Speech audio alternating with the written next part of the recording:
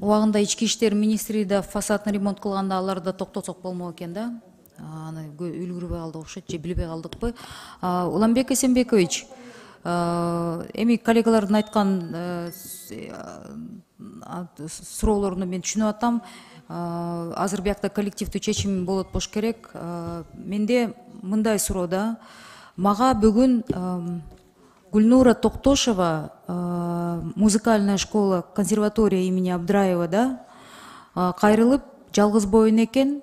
Бирок айтты, ал аялга окшогон, мага окшогондор көп деди да.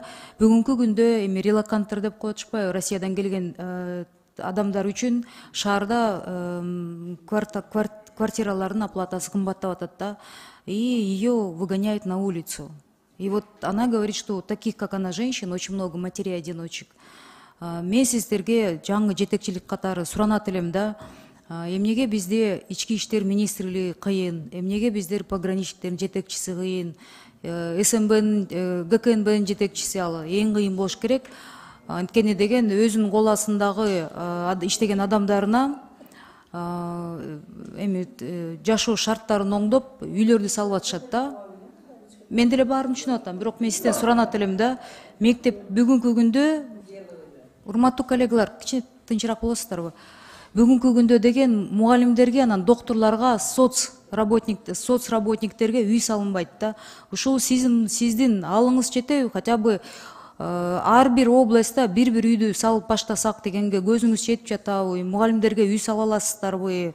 Ушуну президентке жеткире аласыздарбы? Акылбек Усенбекович менен сүйлөшө аласыздарбы? Так же, как вот министр МВД сүйлөшүп алды. Мен сизди камча кыдыршач бол деген жокмун, бирок берки министрлерге окшоп сможете? Эльвира Джералбековна, мы сегодня на своем аппаратном совещании тоже поднимали данные вопросы. И сейчас мы вот готовим письмо к Акылбеку Усенбековичу с данным предложением по строительству социального жилья, в котором мы хотели бы учитывать не только матерей-одиночек и так далее, но и молодых наших специалистов, которые... Чтобы они в регионы выезжали. В регионах выезжали. Она был көзөмөлүбүздө. Бул комитеттен кандай жардам керек болсо кайрылгыла да, биякта мына Камила эже отурат, бывший вице-премьер-министр, эжекелер отурат, все, я думаю, комитеттин баардыгы эле колдоп беришет да. Соц тармакта деген бизге үйлөр салынбаса болбой калды. Мугалимдер мына релоканттар келди, квартиралар кымбаттап атат, биз талаада калып атабыз деп чырылдап. В основном это те люди, которые работают, в городе работают, да, и снимают жилье. Очень много матерей-одиночек, очень много женщин именно в соцсекторе, которые работают. Государство, конечно, со своей стороны им ничем не помогает на данный момент. Акыларды көбөйттүк деп токтоп калдык. Бирок квартплата 2-3 эсе кымбаттап атса, мамлекет такыр көзөмөлгө ала албай жатат да. Биз да бул жактан эч бир жардам көргөзө албай жатабыз. Силерге сураныч, настоятельно, вы должны строить дома.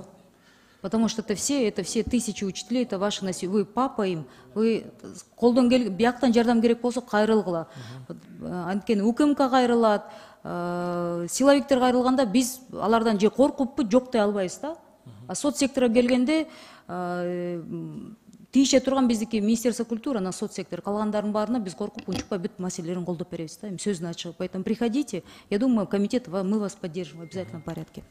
Чоң рахмат. Эльвира Джералбековна, мы еще провели инвентаризацию всех наших участков, которые используются, с причинами, почему, например, не используются. Но что ордуна балким сунуштайбыз. Иши кылып докторлорго, мугалимдерге үй салам десеңиздер, мугалимдерге үй салам десеңиздер, жаштарга, региондорго салам десеңиздер, каражат жактан колдоо керек болсо комитетке алып келиңиздер. Мен ойлойм, биякта отурган баардыгыбыз колдоп беребиз да.